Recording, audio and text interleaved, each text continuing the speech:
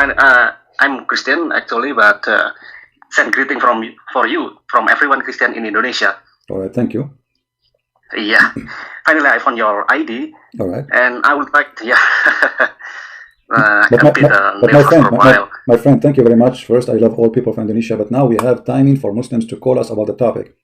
So please don't call us. Maybe if I may give you some advice.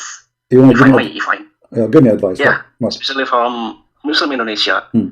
Most of them are gently, and if you're with your style, it's kind of harsh. It's harsh. It's hard for them to accept. Yeah, it's hard for them to accept. But how you teaching is excellent, but if maybe you must be little low down your profile so Indonesian people can accept you and make a dialogue with you. No problem. All right, my friend. Anything else? That's all.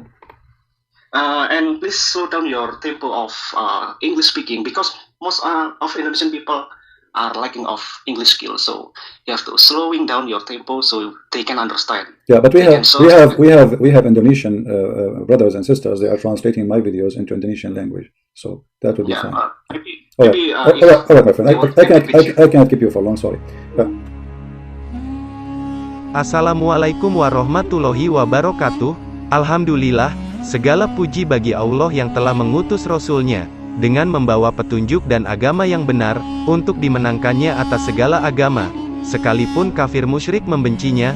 Salawat dan salam selalu buat junjungan mulia Nabi akhir zaman, Baginda Rasulullah Shallallahu Alaihi Wasallam.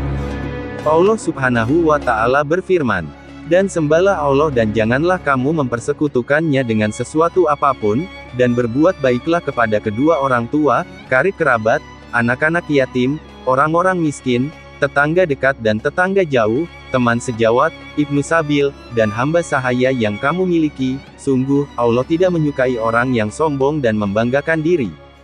Quran Surat An-Nisa ayat 36, Rasulullah bersabda, kesombongan adalah menolak kebenaran dan merendahkan manusia. Teman-teman, sombong adalah salah satu sifat yang tidak hanya tak terpuji, namun juga menjadi salah satu sifat yang dibenci oleh banyak orang. Biasanya seseorang yang sombong itu membutuhkan pengakuan lebih dari banyak orang, sehingga mereka akan menunjukkan semua hal secara berlebihan. Kesombongan adalah musuh dari kebaikan dan kebenaran. Orang sombong tak dapat melihat kebenaran dan memahami kebaikan. Hindari sifat sombong, agar ketika terpuruk, kita bisa bangkit dengan kerendahan hati. Orang sombong merasa kebenaran hanya miliknya sehingga sulit menerima pendapat yang lain. Manusia sombong itu biasanya akan termakan sendiri oleh kesombongannya, dan waktunya akan ditentukan oleh Tuhan. Haritsah bin Wahab berkata bahwa ia mendengar Rasulullah bersabda, maukah kalian aku beritahu tentang penduduk neraka? Mereka semua adalah orang-orang kasar, rakus, dan sombong. Kesombongan hanya akan membawa kita pada kehancuran.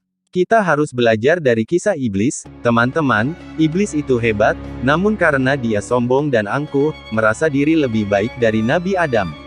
Akhirnya dia diusir dari surganya Allah. Allah berfirman, turunlah kamu dari surga itu, karena kamu tidak sepatutnya menyombongkan diri di dalamnya, maka keluarlah, sesungguhnya kamu termasuk orang-orang yang hina. Quran Surat Al-A'raf ayat 13. Teman-teman, seorang mukmin dikehendaki Allah dan Rasul-Nya untuk selalu rendah hati, tidak merasa lebih baik daripada orang lain, dan menghargai manusia lainnya. Allah berfirman, dan hamba-hamba Tuhan yang Maha Penyayang itu ialah orang-orang yang berjalan di atas bumi dengan rendah hati, dan apabila orang-orang jahil menyapa mereka, mereka mengucapkan kata-kata yang mengandung keselamatan. Quran Surat Al-Furqan ayat 63. Berikut coba kita perhatikan penjelasan ulama kita terkait masalah ini. Adapun kesombongan, al-kibr, ya, maka dia merupakan akhlaknya iblis. Sebagaimana tadi Ustaz Ahmad Zainuddin menukil perkataan Syekhul Islam bahwasanya dosa yang pertama kali dilakukan terhadap Allah Subhanahu wa taala adalah dosa kesombongan yang dilakukan oleh iblis, al-la'in ar-rajim, yang terlaknat. Yang tatkala Allah Subhanahu wa taala merintahkan iblis untuk sujud kepada Adam. Wa idz qala rabbuka lil malaikati isjudu li Adam fasajadu illa iblis. Tatkala Allah memerintahkan malaikat untuk sujud kepada Adam, maka mereka semuanya sujud kecuali iblis. Kenapa? Aba, dia enggan. Kenapa dia enggan? Wastakbar, karena sombong. Dia sombong, tidak mau sujud kepada Adam. Kenapa dia sombong? Dia sombong dengan unsur penciptaan dia. Dia merasa tinggi. Ana khairun minhu, khalaqtani min nar wa khalaqtahu min tin. Kau ciptakan aku dari api, sedangkan kau ciptakan Adam dari tanah, sehingga dia tidak mau sujud kepada Adam alaihi salam. Kemudian kita dapati juga banyak sekali pengikut atau kaum para nabi yang menolak dakwah para nabi. Kenapa? Karena kesombongan. Allah sebutkan dalam Al-Quran dalam banyak ayat. Allah mengatakan, qalal mala'ul ladzina istakbaru min qaumihi. Berkatalah orang-orang yang sombong dari kaumnya. Mereka menolak apa? Dakwah para nabi. Kenapa? Karena kesombongan mereka. Tidak mau menerima dakwah para nabi. Karenanya orang-orang seperti ini tidak ada tempat yang pantas bagi mereka kecuali neraka jahanam. Kata Allah Subhanahu wa taala, "Fala bi'sa maswal mutakabbirin." Sungguhnya neraka jahanam merupakan tempatnya orang-orang yang sombong. Ikhwani fillah wa akhwati fiddin, azanillahu wa iyyakum. Kenapa kesombongan merupakan dosa yang sangat dibenci oleh Allah Subhanahu wa taala? Sampai-sampai dalam hadis kata Nabi sallallahu alaihi wasallam, la yadkhulul jannata man kana fi qalbihi mithqalu dzarratin min kibr. Kata Nabi sallallahu alaihi wasallam, orang tidak akan masuk surga seorang yang dalam hatinya ada kesombongan meskipun sebesar dzarrah. Artinya apa? Nabi sallallahu alaihi wasallam mengatakan kalau ada dalam hati seorang kesombongan sedikit itu, seringan itu pun tidak akan masuk surga.